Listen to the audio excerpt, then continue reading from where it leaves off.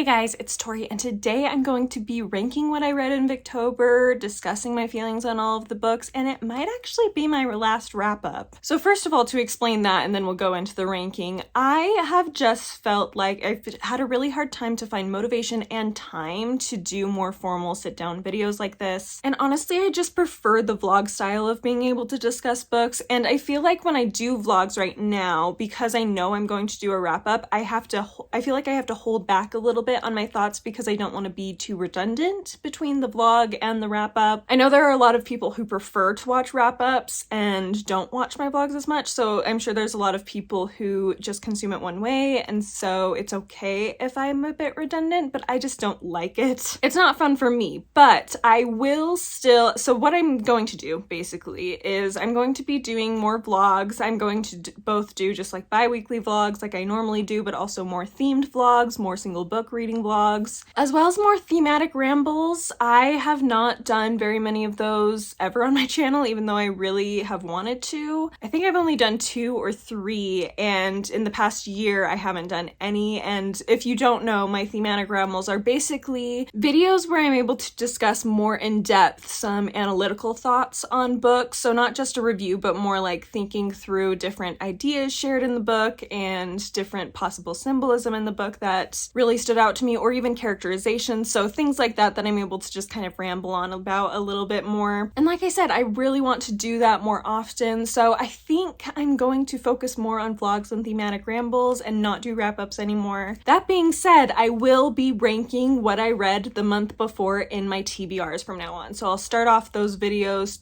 ranking what I read the month before, kind of talking a little bit about each book, but not very much at all, and then doing my TBRs for that next month. I just think that will be easier for me to find time and motivation for, but also will just be honestly more fun for me and more enjoyable for me when editing, when filming. I just feel like it will be nice to have a little more permission to be a little more informal in some of these videos. So anyway, let's get right into this ranking because I had an incredible Victober. Definitely amount of books wise, it was my best ever for sure. In addition, I did read a lot that I enjoyed. I think I had 2 5-stars and 3 that were in the 4.5 star range. So definitely out of the 8 I'm going to discuss, the majority of them were 4 and 5 stars. So definitely a really great month, and let's just get right into this. So the first one I'm going to discuss in the bottom of this list is the short story I read this month, which was Thrawn Janet by Robert Louis Stevenson. I ended up giving this 2 stars. It was fine. It wasn't like it was miserable, absolutely miserable to read, but it was pretty much all told in dialect. It was like a country person is telling this story in a bar, tavern kind of situation, and so it was all told in dialect, which was just really hard to get into. It's a story about a witch in a town and kind of like a legend of like there's this old parson or church leader in the town who is very mysterious and there's a weird vibe about him. And some of the older people in the town tell this story that happened like 50 years before when this clergyman first came into town and he found himself standing up for this young girl who was being treated as a witch, and things just kind of went downhill for him. It was very, very short, but I just felt like, I don't know, there was things about it that I liked, but it also just felt very focused on being judgmental. Like this woman, like we don't know what actually happened with this woman. There's also a portion where Satan supposedly shows up, and of course he's black, which is just unfortunate, of course. I will say though, there is this sense of, because it's being told by these old country folk to the younger, it does kind of have a feeling of like an unreliable narrator. Like this is just the story, the legend that has developed in the town, but we don't know what actually happened between this clergyman and this woman. And so there is like an aspect, that was probably the one thing I really liked about it, was that there is this aspect where your brain can think, well, what really happened? Like,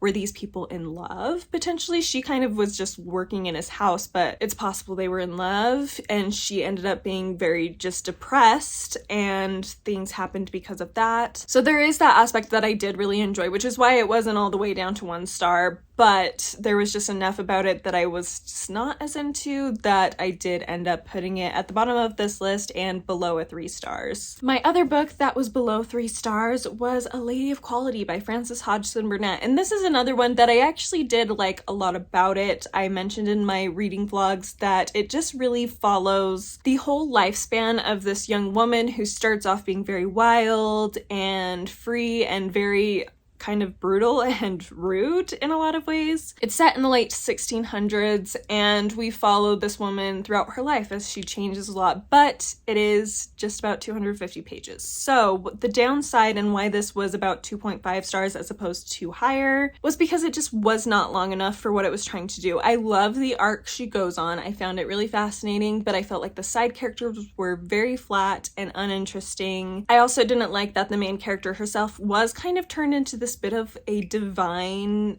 unreal figure, but it was done in a way that it just felt odd for the way the writing was, if that makes sense, the way the story was being told. This larger than life woman, it just didn't blend very well in my head. And like I said, her story, she has a very interesting character arc, but I don't feel like I got enough detail about how it happened and how she grew as a person to really have fully appreciated it. So even though I liked what happened, I just needed a lot more detail to really love it. And so kind of a disappointment. I didn't have super high expectations for this though, because it is one that's not very well known, by Frances Hodgson Burnett, who is very well known for The Secret Garden and A Little Princess. This one was written, I think, in 1898, so within the Victorian period. And yeah, it just wasn't quite what I hoped it would have been, or by the end what I think it should have been based on the story in order to make it a lot more interesting. I also will say this did not bother me, but if it bothers you, I just want to let you know this does end on a very, very religious kind of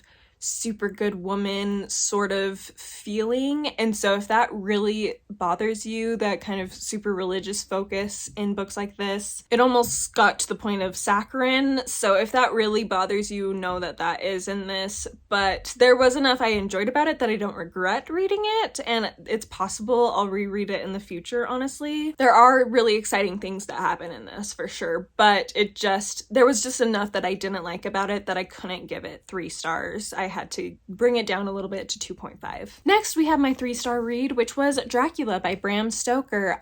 This is one where there were a lot of highs and a lot of lows, and it just kind of balanced out to be average and 3 stars. The atmosphere in this is great. There's some really creepy, eerie scenes. Particularly my favorite part, I think, was there is a news report about a mysterious ship that came into port with no one on it except for a dead man who was tied with a cross to the steering wheel. And the reporter is able to get a hold of a translation of this dead man's journal. And so we learn what happened on the ship. And that was probably my favorite scene in the whole book. But there were several other interesting, creepy scenes that I really liked. There's also some gross scenes, which I didn't love, but I did like kind of the eerie, creepy ones. But there were also a lot of portions that I was pretty bored and felt kind of redundant. Like they were just doing basically the same things over and over, and it just was a little bit boring. There weren't really any characters I really liked, except for Mina Harker. I started off really liking her, and she had so much potential, and then Bram Stoker ruined it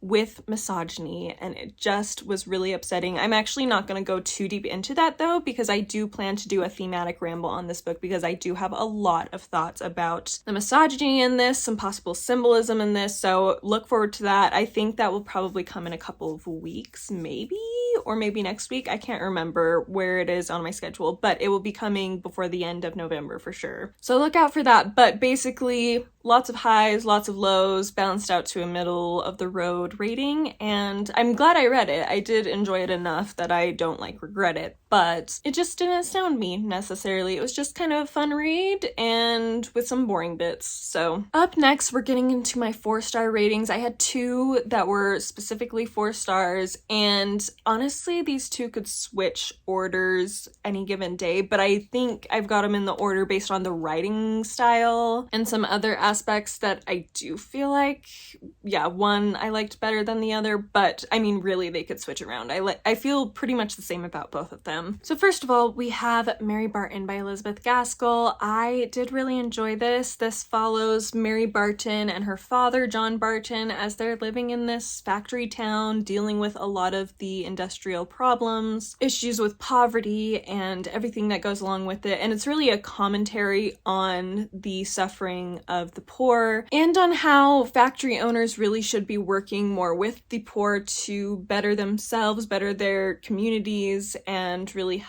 know how best to help them while maintaining the success of the business as a whole, because obviously if the business goes out of business, then nobody has a job. So I love the way Elizabeth Gaskell approaches this subject. She does it in many of her books, this one and North and South in particular. Mary Barton herself as a character was not particularly interesting. She wasn't completely flat necessarily, but she wasn't overly interesting. I actually learned that the book was originally going to be called John Barton, and I think in some ways it could have been a positive thing just because I found John Barton to be a more interesting character. That being said, I think the title is about focusing on the hope for the future, which is in Mary Barton as opposed to John Barton. But anyway, it was a sweet book. There was a lot of drama that was really interesting to read, and the writing was lovely. I think what kept it back from being higher than a 4 stars was Mary Barton's character in general, but also the plot. Like, while there were really dramatic things happening, there wasn't enough to make me be like, oh, I remember when this happened and this happened. There was a lot of mundaneness in this book, which isn't a problem necessarily, but because it's so short,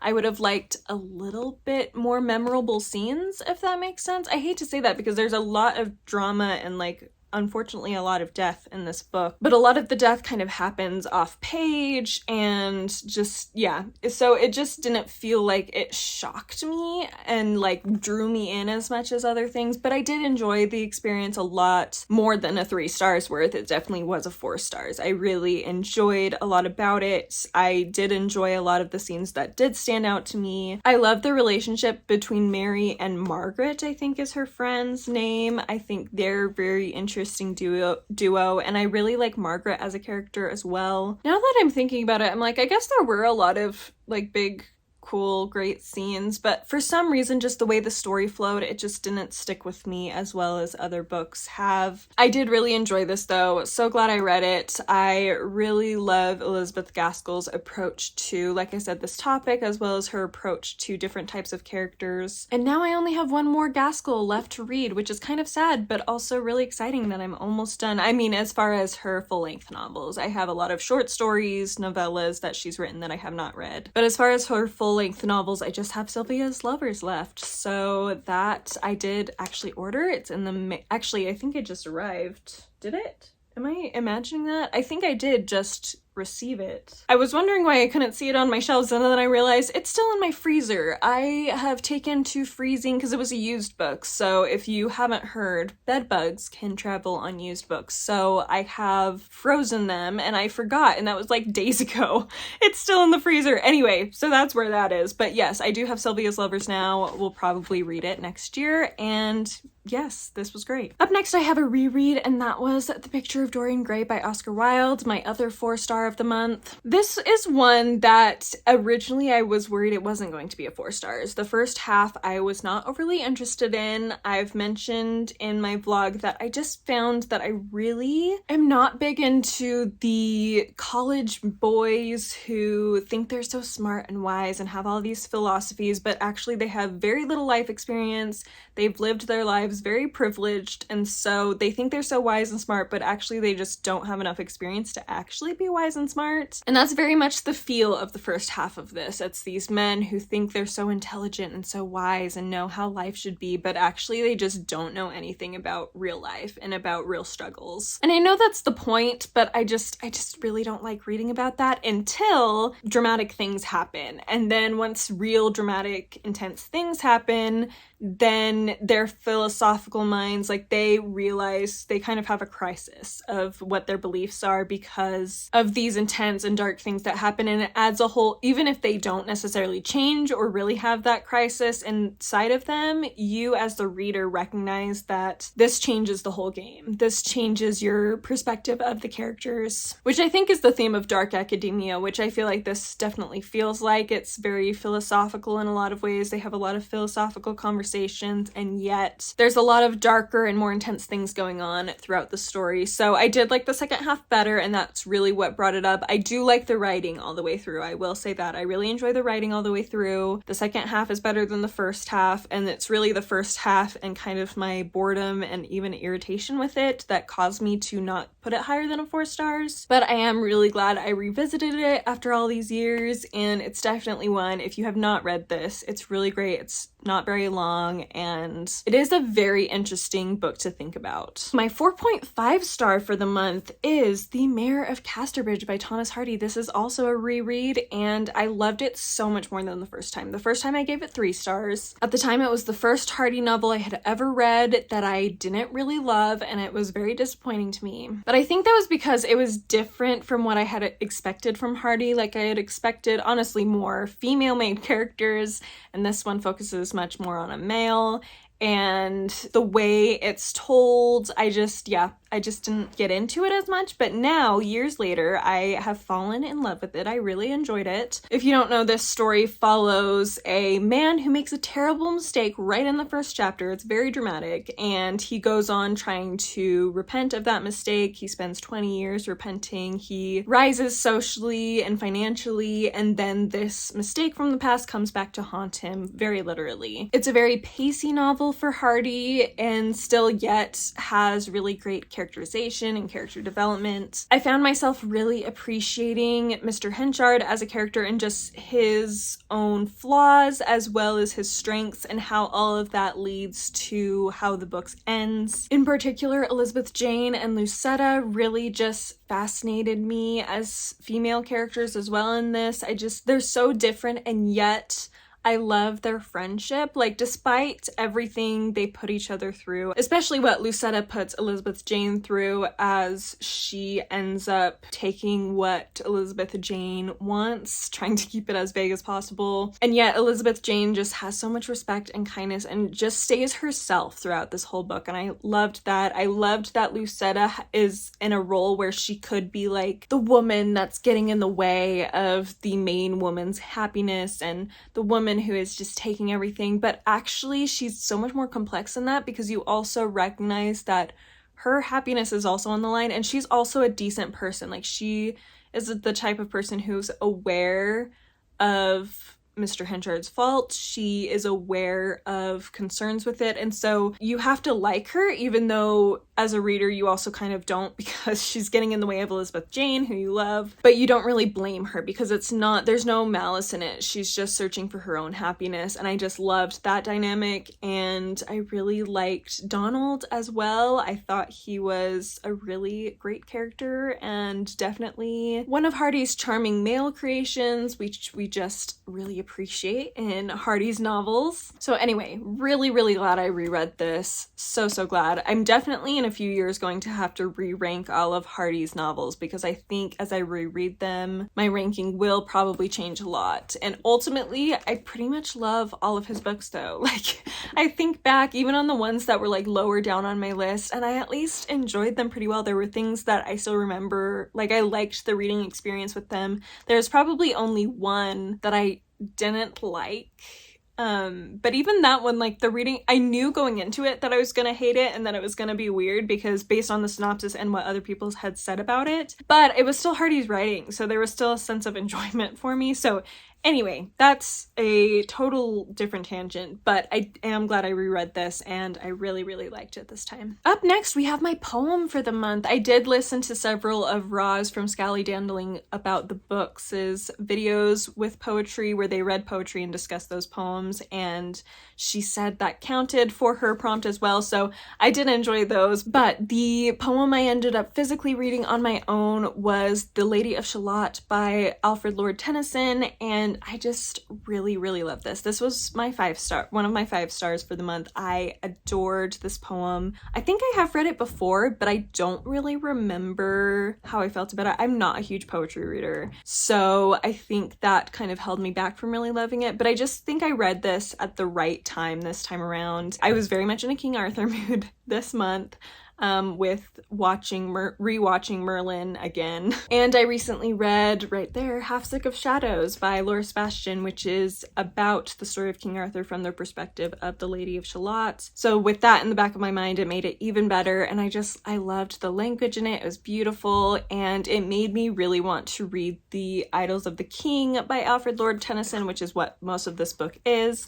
And I think I probably will next year. I actually have a plan for next year regarding that sort of thing. So I'm not going to tell you now. You'll have to wait for my goals for next year for me to talk about it. But suffice it to say, I think I will get to that next year, and I'm very excited about it. And my number one book for the month, I mentioned in my vlog several times that this was probably going to be number one, and it definitely was, and that was Bleak House by Charles Dickens. I loved this book so much. This book starts off with a group of children getting together with this man, Mr. Jarndyce, who is part of this big court case surrounding Jarndyce and Jarndyce regarding an old will. We don't even get super details, honestly, about it, but we know that there's a will involved where they're trying to figure out who inherits what, and it's been going on for years, like at least a decade, it kind of feels like. So definitely one that is very interesting, a very interesting starting point. And these children that he takes in, one is just kind of an outsider as far as the court case goes, and then the other two are part of the court case as well. In fact, they're kind of on the other side of Mr. Jarndyce, and that kind of plays into the plot a lot as well. However, it is a very chunky novel, so there's a lot more characters, there's a lot more plot lines going on throughout the story, and it was just delightful. Some of the chapters are told in third person, kind of omniscient perspective, and then some of the chapters are first person from the perspective of Esther Summerson, who is a new favorite character for sure. Honestly, her chapters were my favorite parts. The third person chapters, while the writing was gorgeous and it pulled me in, I was more likely to get bored in those chapters. However, it was not very often. Even in those chapters, I tended to still have a great time, especially if it was focusing on Lady Deadlock, who was a fabulous character. I am a little saddened by her ending. I mean, I know it's a classic Victorian way to end a story for her type of character, but I just hoped that that would be subverted, because there is just a really cute moment towards the end of her story with her husband, and I'm not going to say much about that, but I just really liked it, and so I was really hoping that it wouldn't end the way it did, but it did, so you know, it's fine. It was just genuinely a delight. I think I still like David Copperfield slightly better, but just because I think I enjoyed more of the characters in David Copperfield than I did in this, but I still enjoyed a lot of the characters in this. It wasn't that I didn't. It was just, I think I have more characters in David Copperfield that I remember really liking that stood out to me more than I did in this one.